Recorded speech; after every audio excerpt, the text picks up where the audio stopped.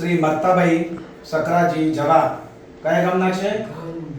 ભુવાલ તાલુકો જિલ્લો અરવલ્લી જિલ્લાના મેઘરજ તાલુકાના ભુવાલ ગામના મરતાજીભાઈ છે. એમની જોડે એમની દીકરી પણ આવ્યા છે. તમારું શું નામ છે બેન? કલાસવાબેન છે ને? સરસ. અને આ દાદાને ક્યારથી નહોતું દેખાતું? 6 મહિના પહેલા 2 આંખો મોતિયા બિલકુલ પાકી ગયા એટલે કોઈ પ્રકારનું કામકાજ થતું નહોતું. અત્યારે ઓપરેશન ક્યારે કરાયું? 1 મહિના પહેલા એટલે પહેલી 12 તારીખે કરાયું.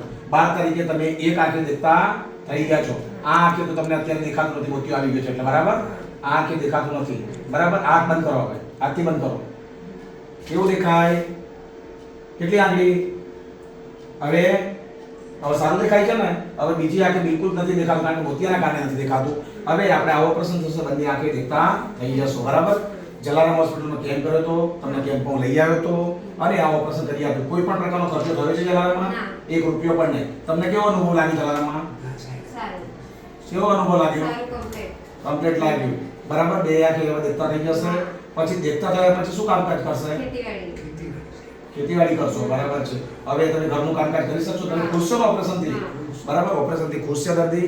એમને કોઈ પણ પ્રકારની તકલીફ નથી. બેન તમારે ઘરે મહિનો રાખો, ભાઈને ઘરે મહિનો રાખો એવું કરતા હતા ને? બાથરૂમ પણ નતા જઈ શકતા. આ દર્દીને બાથરૂમ જવું હોય તો પણ જઈ નતા શકતા.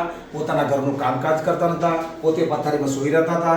અને આજની તારીખમાં ચાલતા ચાલતા હોસ્પિટલ આવી શકે છે, ચાલતા ચાલતા ઘરે જઈ શકે છે. હવે બીજી આંખનું ઓપરેશન થયા પછી પણ દાદાને નવી દ્રષ્ટિ, બંને આંખે દેખતા થઈ જાય. તમે 100 વર્ષ જીવો એવો જલારામ બાપાને અમે પ્રાર્થના કરીએ છીએ.